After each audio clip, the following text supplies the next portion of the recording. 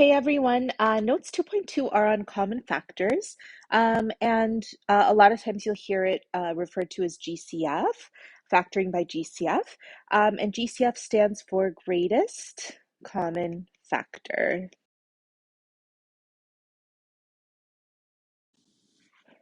Now I'd like to define what a prime number is, and a prime number is a number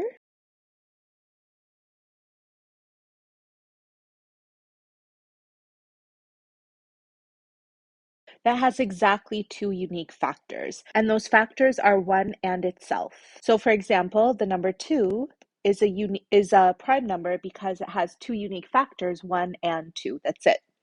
3 is a prime number because its factors are 1 and 3. Write yourself a little note right here that 1 isn't prime because the factors of 1 is just 1, so it doesn't have two unique factors. Okay, and then a composite number is a number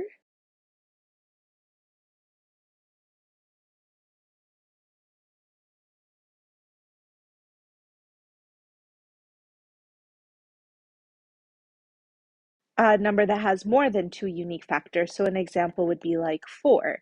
So 4's factors are 1, 2, and 4. Another example would be 12. 12's factors are 1, 2, 3, 4, 6, and 12. Okay? So for the next set of blanks, I want to skip that for right now and do the next few examples, and we'll go back to the blanks because we'll use the examples to fill them in. Okay, so for our next one, this one's trickier because we have variables now. So here we have x to the power of 8, which means x multiplied by itself 8 times. That's our first term. Our second term is x to the power of 7, which means x multiplied by itself 7 times. And then our third term is x to the power of 6, which means x multiplied by itself 6 times. So I'm going to highlight all of the terms that we have in common. So we've got 1x, 2x's, 3x's, 4x's, 5x's, and 6x's in common. 6x's multiplied together in common, which means that my GCF would be x to the power of 6. Now, would I expect you to write this out every single time? No, I want you to find a quick, easy way to do this. So what you have to do is you have to look at the exponents that you have here. We've got 8, 7, and 6, and in order for it to be in common with all three of them, I have to look at the smallest exponent in common right here. So here, 6 would be my exponent for my GCF because I can't use 7. X to the power of 7 is too many. It cannot be a factor of x to the power of 6. And I cannot have x to the power of 8 because that can't be a factor of x to the power of 7 or x to the power of 6. There's just too many x's for that to work. So let's go back up here. To find the GCF of a set of numbers, look for the lowest exponent for each base. Okay, so here my exponents are 8, 7, and 6 on the base of x. The lowest number is 6. So let's go ahead and divide each one of these by our GCF. So x to the power of 8 divided by x to the power of 6. Don't forget when you divide, you are subtracting your exponents. So this is x to the power of 2. X to the power of 7 divided by x to the power of 6 would give me x to the power of 1, or just x. And then x to the power of 6 divided by x to the power of 6 is 1, because anything divided by itself is 1. Also, you get x to the power of 0. Anything to the power of 0 is also 1. Okay? All right, let's take a look at our last example that we have here, and I'll just draw a line here so that way we don't kind of get everything mixed in together. So our first term that we see here is 9a to the power of 4b to the power of 3. So I'm going to write out what that means. We know that 9 is 3 times 3. Those are the prime factors of 9. And then a to the power of 4 means a times a times a 4 times, b to the power of 3 means this. Then we've got 15a to the power of 3, b to the power of 2. So 15 is 5 times 3. And then I'm going to write out 3 a's multiplied together, 2 b's, and a c. Okay? And then our last term that we have here is 3a squared b to the power of 4. So 3 is already prime. A squared means A times A, and then B to the power of 4 means B times itself 4 times. Now I'm going to go through and highlight all of our factors that are in common. So there's a 3 in common here. There's A's here. 2 sets of A's are what's in common here. I can't do more than that because this factor does not have enough A's in it for me to go past 2 A's multiplied together, okay? Then there's B's in common right here, but only 2 B's am I allowed to use because anything more than 2 will not work for this factor right here. And don't forget that the C in GCF means that the factors have to be a common factor. And even though there's a C in this expression right here, it's not in common with all 3 of them. So there is no C in my GCF. So that means that my GCF would have to be 3 times A times A times B times B, or essentially just 3A squared B squared. But again, I would not expect you to write this out every single time. So what's the shortcut? First, find the GCF of your coefficients. So 9, 15, and 3 are all divisible by 3. Then I'm going to look at the A's, and I'm going to look for the lowest exponent. So my choices are either 4, 3, or 2. 2 is the smallest exponent. Then I'm going to look at the B's, and I'm going to see what my smallest exponent is there. So my choices are 3, 2, or 4. 2 is the smallest exponent there. And then I don't even bother with the C because it has to be in common with all of our terms. Okay, so let's go ahead and do our division. So I'm going to do 9 A to the power of 4, B to the power of 3, all divided by 3A squared B squared. So when I divide this, I get 3. And then I get A to the power of 2 because 4 minus 2 is 2. And then I get B to the power of 1, or just B, because 3 minus 2 is 1. Okay, my next term is 15A cubed B squared C. I'm going to divide that by 3A squared B squared. 15 divided by 3 is 5. A cubed divided by A squared is A to the power of 1. The B squareds cancel, and then I have a C left over. And then lastly here, I've got 3A squared B to the power of 4. Divide that by 3A squared B squared. 3 divided by 3 is 1. A squared divided by A squared is also 1. And then B to the power of 4 divided by B to the power of 2 is B to the power of 2. I can put the 1 in front if I want to, but I do not have to. Notice that this answer that we have here is what's left over here. And that's true for the purple and the orange term as well. Okay? All right, so now let's talk about what this even means. So let's go ahead and distribute in this first example right here. So if I were to distribute this 3x through, 3x times x cubed is 3x to the power of 4. 3x times 8x squared is 24x to the power of 3. And 3x times 4 is 12x. And that's all I have to do for this question right here. But then it says, what is the GCF to the answer to number 5? So if you look right here, I'm going to look at the coefficients first. So what's the GCF of 3, 24, and 12? So 3, 24, and 12 are all divisible by 3. Then I'm going to take a look at the exponents that I have here and look for the smallest exponent, and there's an invisible 1 right here. So that means that I can choose between 4, 3, and 1. 1 is the smallest exponent here. So this is going to be 3x to the power of 1, or just 3x. Now, something I want you to notice, if I were to take each one of these terms and divide it by the GCF, so each one of the terms that I got here, I'm going to divide that by the GCF. Then right here, 3 divided by 3 is 1. X to the power of 4 divided by x to the power of 1 is x to the power of 3. 24 divided by 3 is 8. X cubed over x is x squared. 12 divided by 3 is 4. X over x cancels. And if you notice, this expression that we have right here exactly matches this expression that we have here. And this GCF that we found exactly matches this number that's being distributed through. So that's going to bring us to something called factoring by GCF. And essentially what you are doing is this time you're given the problem like this, that looks like this right here, what I'm going to highlight in orange here, and you're asked to put it back into what it looked like before you distributed it. So you're essentially undistributing. So let's write out these steps and then let's apply this so you can see what's going on here. So step one, find the GCF. So you're going to find the GCF of all of your terms. Then, just like we've done before, you're going to divide the expression by the GCF. And then finally, you're going to write your answer as the GCF multiplied by the quotient. And I'll explain to you what I mean by that when we look at an example. But in other words, all we're doing is you're going to undistribute. So in our first example that we have here, the first thing I'm going to do is find the GCF. So the GCF of my two terms, what's the largest number that I can divide 12 and 36 by? And by the way, at this point in time, I don't want you to show work unless it helps you. But if you're able to identify the GCF easily, then go ahead and do so. So the largest number that I can divide 12 and 36 by is 12.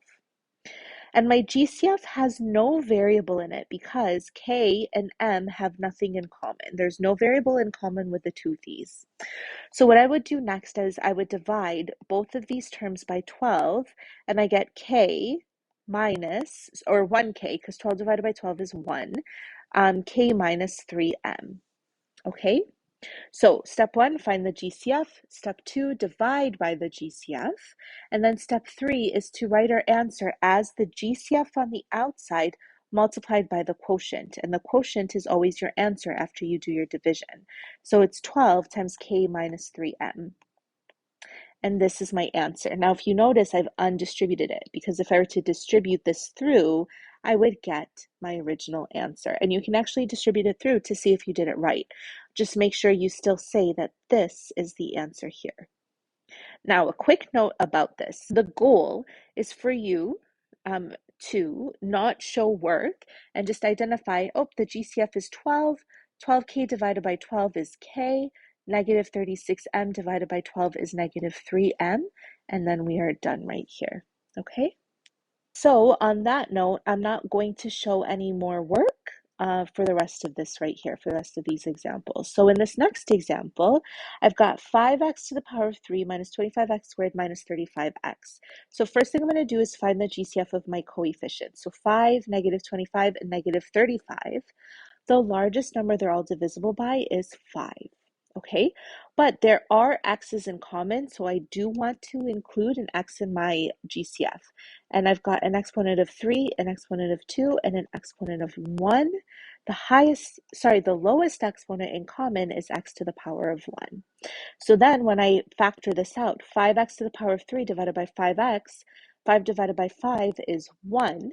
And x to the power of 3 over x is x to the power of 2 because 3 minus 1 is 2. Okay, but I have to do that to all of my terms. So now I'm going to divide negative 25x squared by 5x. Negative 25 divided by 5 is negative 5. X squared divided by x is x. And then lastly, I'm going to take this negative 35x divided by 5x. So negative 35 divided by 5 is negative 7. And then the x divided by x is 1. And negative 7 times 1 is just negative 7. And this is my final answer. Quick note that I forgot to say in the first example. If there's something in common with these terms, then you did it incorrectly. Because you have not taken out the greatest common factor. So here, in order for me to make sure that I took out the greatest common factor, look and see if there's anything in common with what's left over. There's nothing in common with K and negative 3M, so I've taken out the greatest common factor. Here, there's nothing in common with x squared, negative 5x, and negative 7, so I've taken out the greatest common factor. Okay, so in our next example, we have 3 terms here. So first thing I'm going to do is look at my coefficients and see what's the largest number that I can divide 4, 6, and 12 by, and I can divide them all by 2. Then I'm going to look at my variables. So I've got a to the power of 2, a to the power of 1, and a to the power of 1. So I'm going to look for the lowest exponent in common with those 3 exponents. So to choose between 2, 1, and 1, I've got a to the power of 1 would be the smallest. Okay? Then I have a b next, but it's not in common with this for a squared, so there's no b in my GCF. And same thing with the c. The c is not in common in the first 2 terms, so it's not part of my GCF. So my GCF is just simply 2a. Okay, so then right here, when I divide 4a squared by 2a, 4 divided by 2 is 2. A squared divided by a to the power of 1 is a. Now that I've done that, I can divide the 6ab by this 2a. And 6 divided by 2 is positive 3. A divided by a is 1, so 3 times 1 is 3. I don't have to put anything down. And then the b kind of tags along. And then lastly, I have to divide 12ab by 2a. So 12 divided by 2 is positive 6. A divided by a is 1. 6 times 1 is just 6. And then I've got a B, C that kind of tags along. And then I can close my bracket and I am done with this question right here. There's nothing in common with these three terms. And I also know I did it correctly because when I distribute 2a to 2a squared, or sorry, 2a to 2a, I get 4a squared. 2a to 3b gives me 6ab. And then 2a to 6bc gives me 12abc. All right, this next one is a little trickier.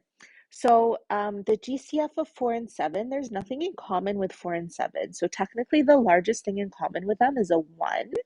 I'm not going to write that down though, because the 1 really doesn't make any difference at all. So then I'm just going to look at my variables. So I've got x to the power of 2 and x to the power of 1. And the lowest exponent in common with those two is a 1. So I'm going to have x to the power of 1. I don't have to put the 1 there, so I'm just going to say x. And then here I've got y to the power of 1, y to the power of 1. So the smallest number is 1. That's what's in common here. So my GCF is 1xy or just xy.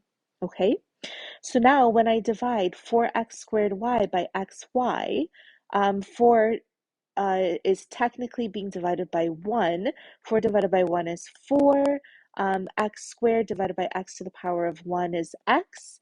And then y over y is 1. But 4x times 1 is just 4x. And then same thing here, 7xy divided by 1xy. 7 divided by 1 is positive 7. X divided by x is 1. Y divided by y is 1. I don't have to put that down because 7 times 1 is 7. And again, you don't need to have this 1 here. I just put it here so you realize that we're just dividing 4 by 1 and 7 by 1. And this is my factored answer here. All right, taking a look at this next example right here. If you notice, this has a leading coefficient of -5. What is a leading coefficient? It is the coefficient of the highest term, the highest degree term. So this is called my leading coefficient. And my leading coefficient is negative. If you take a look at this, for like this example right here, my leading coefficient here is a positive 5. My leading coefficient here is a positive 4. If you notice, when my leading coefficient was positive 5, my GCF was positive. When my leading coefficient was positive 4, my GCF was also positive. Here, my leading coefficient is -5, which means that my GCF will be negative. So right here where it says important note about the sign of the GCF, it's better, it's not wrong if you don't do this, but it is better to have the sign of the GCF match the sign of the leading coefficient. Again, it's not wrong to have it not match, but it's better if your sign of your leading coefficient matches the sign of the GCF, which means that I'm going to have my GCF be a negative value here. And then what's in common with 5 and 25? They're both divisible by 5. What's in common with the variables? Hopefully you're able to recognize that it's just x to the power of 1 now, and that there's no y in common. Again, 1 is the lowest exponent here. So now I'm just going to divide. So -5 divided by -5 is 1. X cubed divided by x is x squared, and then the y just tags along. And then 25 divided by -5 is -5, and then the x's cancel. So this right here is my final answer. And then I'd like you to take a shot at this question right here. Give it a try. I don't care if you're right or wrong, but give it a chance to try so that you can make sure you know what you're doing for these kinds of questions. And then we'll take it up next time I see you in class. Okay? All right, let me know if you have any questions. See you soon.